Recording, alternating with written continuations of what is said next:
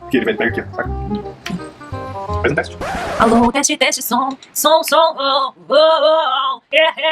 testando o som desse microfone. Eu não vou falar tão perto, eu vou falar daqui. Então tá bom assim. Obrigada, produção, por me ajudar aí com o microfone, valeu, tamo junto. Aparece aí, produção.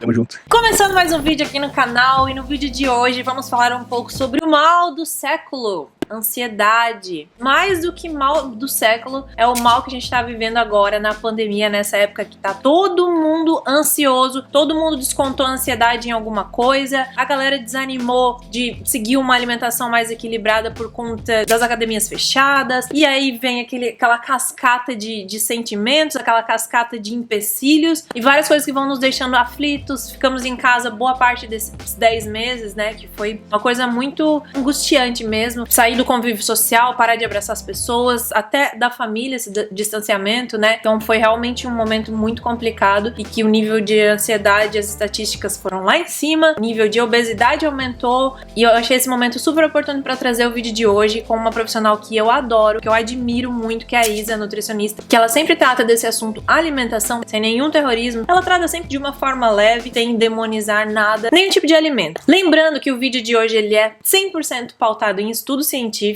Eu tô aqui com a Isa justamente por ser uma profissional da área de nutrição. Tudo que ela vai falar foi baseado em estudos científicos. Vou deixar todos os links que ela me mandou já sobre o assunto que a gente vai tratar hoje.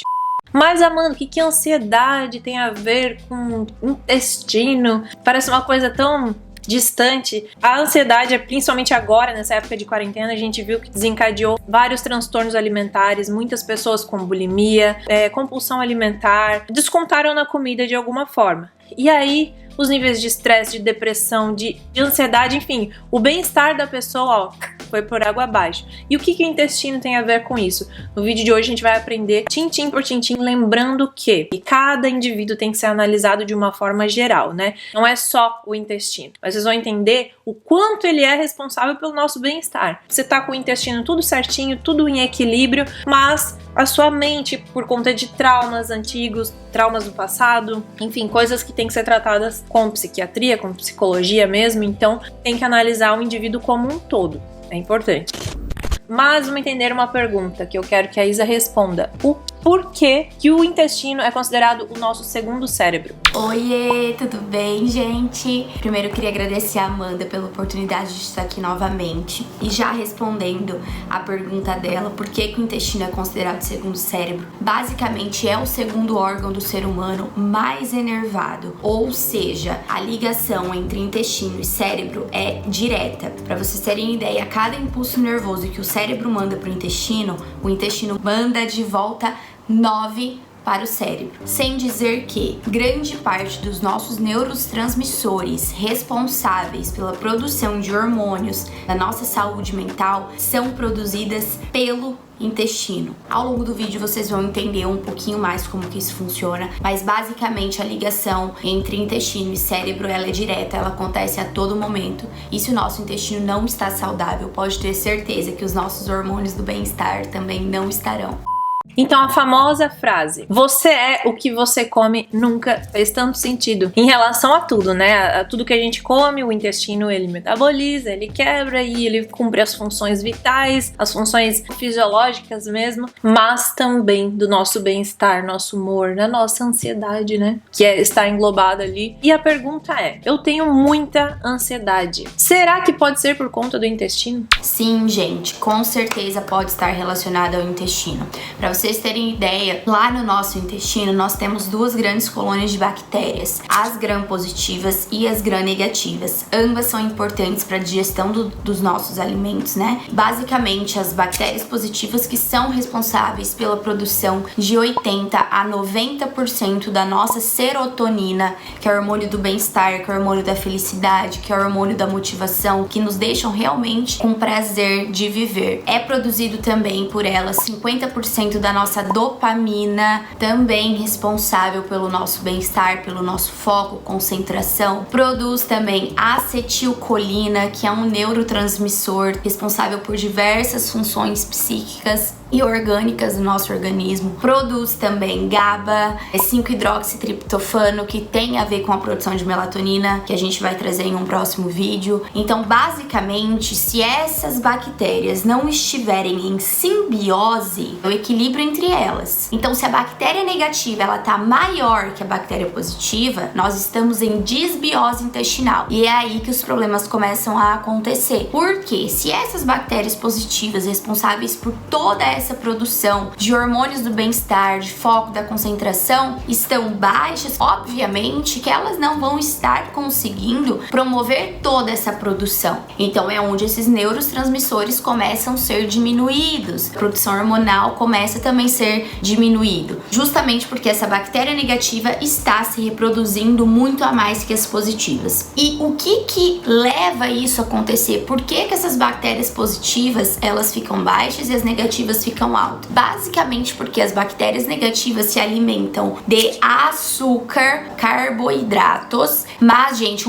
é bom frisar que essas bactérias negativas também são importantes para o nosso intestino, porque elas são responsáveis pela produção de uma substância tóxica que impede qualquer vírus ou bactéria de nos afetar a nível intestinal, tá bom? Então ela é importante sim, porém em simbiose, né? E ela se alimenta de açúcar, basicamente. Já as bactérias positivas se alimentam de fibras, de gorduras boas. E aí eu te pergunto, qual que é a base da sua alimentação? Obviamente o carboidrato ele é necessário, porém na quantidade ideal, nunca há mais. Qual que é o seu percentual de alimentação para comida de verdade, para industrializados? Industrializados a gente tem muitos xenobióticos que falam, que são substâncias que o nosso corpo não reconhece como sendo algo biológico, e as bactérias intestinais também não, fazendo com que essas bactérias positivas vão cada vez mais diminuindo. Então veja bem, eu não estou aqui falando para vocês nunca mais comerem industrializados, não é isso, mas grande parte da alimentação de vocês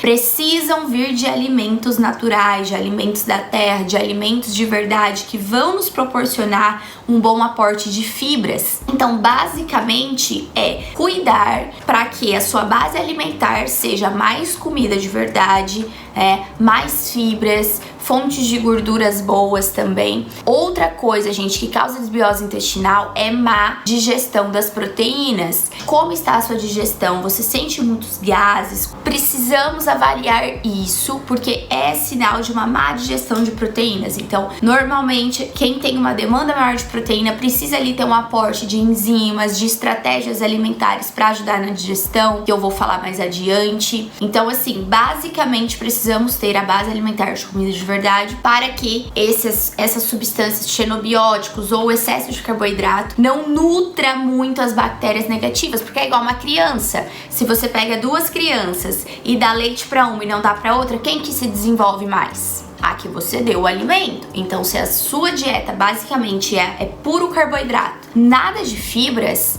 automaticamente você está em desbiose intestinal. Vale lembrar que estar em desbiose intestinal não tem nada a ver com você ir no banheiro todo dia. Pode sim ir no banheiro todo dia e ter uma desbiose intestinal. Beleza? Outra coisa muito importante de ser dita. Sabe esse termo enfesado? Que a gente ouve, essa pessoa hoje deve estar enfesada. Por quê? Normalmente esse termo ele vem porque a pessoa que está enfesada, ela fica mais nervosa. Só que antigamente as pessoas não tinham esse conhecimento e hoje a gente já se sabe que é por conta desse eixo intestino e cérebro. Como tá a ingestão de água, tudo isso importa, tá bom, gente? Mas basicamente, sim, se as suas bactérias positivas estiverem em baixa, automaticamente você não vai ter produção de serotonina adequada, não vai ter produção desses neurotransmissores importantíssimos para a produção de outros hormônios e outras funções orgânicas vindas do cérebro. Beleza?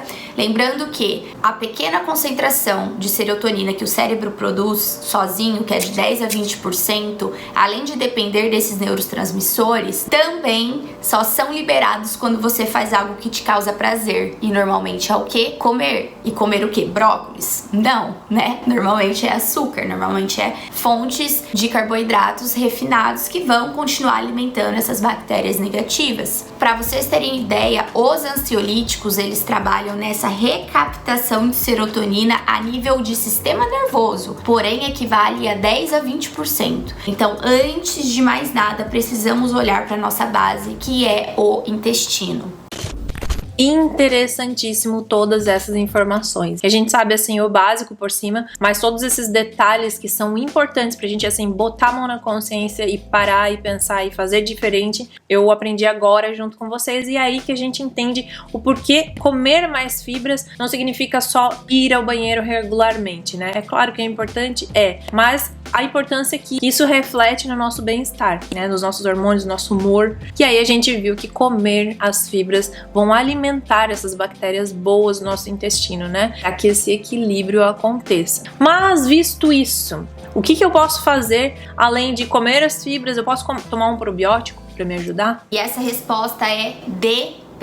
Se a sua alimentação já é uma alimentação rica em fibras, baixas industrializados, com mais comida de verdade, com mais qualidade, aí sim. Mas se você encontra assim em um nível de desbiose intestinal inicial, ou seja, se a sua base alimentar não for essa, se você considera que a sua alimentação não tem fibras, não é legal suplementar probiótico, porque essas bactérias negativas, elas vão estar muito altas e as positivas baixas. Mas aí você pensa, mas aí é só eu aumentar a positiva. Mas vocês têm ideia que se uma tá alta e a outra, pra subir e igualar essa negativa, fica muita bactéria intestinal. E aí já não é legal, aí é tiro no pé. Então, eu gosto, veja bem, para pessoas saudáveis, que não têm doenças específicas, pessoas normais. Quando eu vou começar uma modulação intestinal, eu gosto de suplementar o Biointestil 600 mg por pelo menos 60 dias, com um manipulado que vai diminuir a produção dessas bactérias negativas.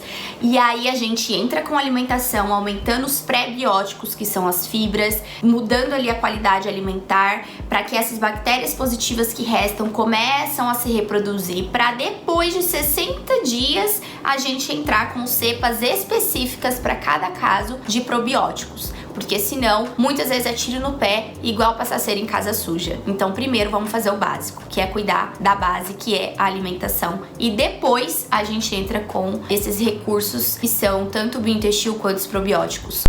E aí que eu falo sempre das pessoas que sempre se importam muito, que estão muito preocupadas com a suplementação não só de probiótico, mas de whey, de creatina, não sei o que, sem antes pensar, sem antes fazer corretamente o básico, que é a alimentação.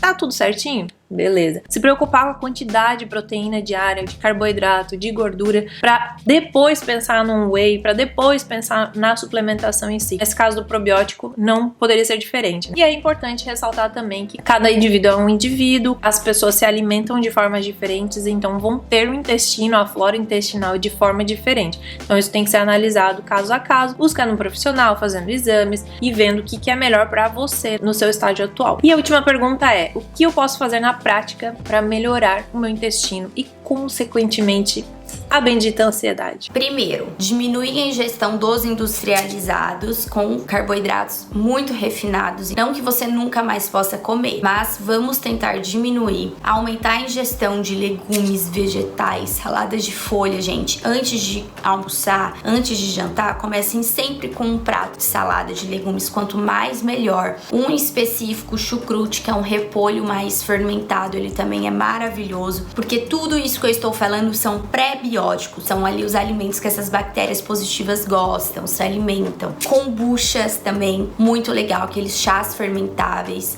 O kefir, só cuidado com o kefir caseiro para não ter a contaminação por fungos. O kefir liofilizado, ele acaba sendo melhor. Então, basicamente, a nossa base alimentar ser de comida de verdade. Tentar ali ingerir os integrais, farelo de aveia, chia, quinoa, tudo aí que a gente sabe que são fontes de fibras. Diminuir a ingestão de álcool, porque o álcool ele mata essas bactérias positivas. Aumentar também a ingestão de água, no mínimo 35 ml pelo seu peso. Se você é uma pessoa que treina, que se exercita mais, até 50 ml por peso. E procurar ter essa base alimentar fortalecida pelo que as bactérias positivas gostam de comer. E aí, depois depois entra com os pré-bióticos. Também alimentos fontes de triptofano é muito legal para ansiedade. Banana, pasta de amendoim, o feijão, as castanhas, o cacau. Tanto que uma das estratégias que eu passo para os meus pacientes antes de dormir é um chocolatinho 50-70%. Vou falar isso em outro vídeo aqui com a Amanda, mas enfim. Não tem muito segredo, gente. Então, se a gente quer melhorar a ansiedade, precisamos aumentar as bactérias benéficas intestinais, fazendo o básico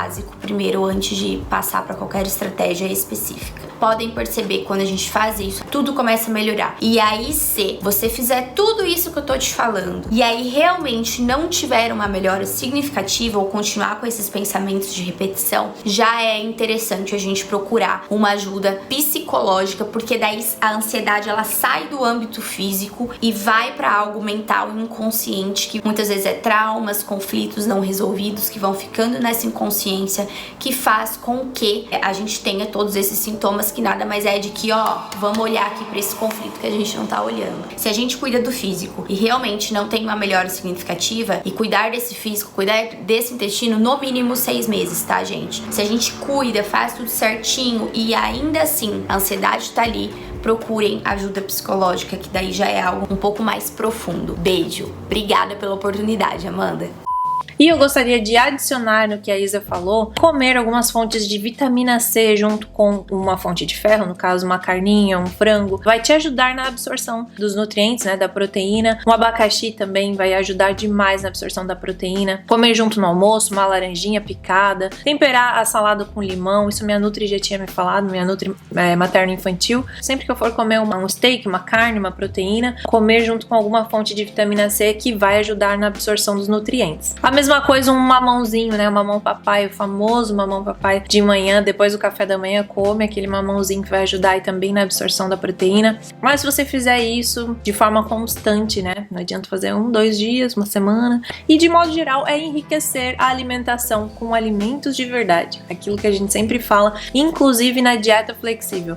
80 a 90% você come de dieta limpa. Rica em fibras, carboidratos complexos, aquela coisa toda de comida de verdade, de frango, de carne. E aí aqueles 20, 10% a gente come uma besteirinha pra aquele alimento que faz bem pra mente, né, que a gente não vai, como a Isa falou, não é pra não comer industrializado, não é pra nunca mais comer isso, nunca mais comer aquilo. Às vezes você vai comer, mas 90% comendo alimentos de verdade, você vai estar alimentando as bactérias positivas, vai ali promover esse equilíbrio da flora e vai tá tudo certo com o seu humor, com a sua saúde física e mental também. E eu agradeço mais uma vez a Isa pela explicação fantástica, riquíssima em informações. Eu espero que tenha ajudado você e me ajudou muito, que me fez pensar muito em várias coisas, principalmente agora gravidinha, é realmente muito importante e vem a calhar com esse momento que a gente tá vivendo, onde a ansiedade, né, esse mal do século realmente deu uma disparada e tem afetado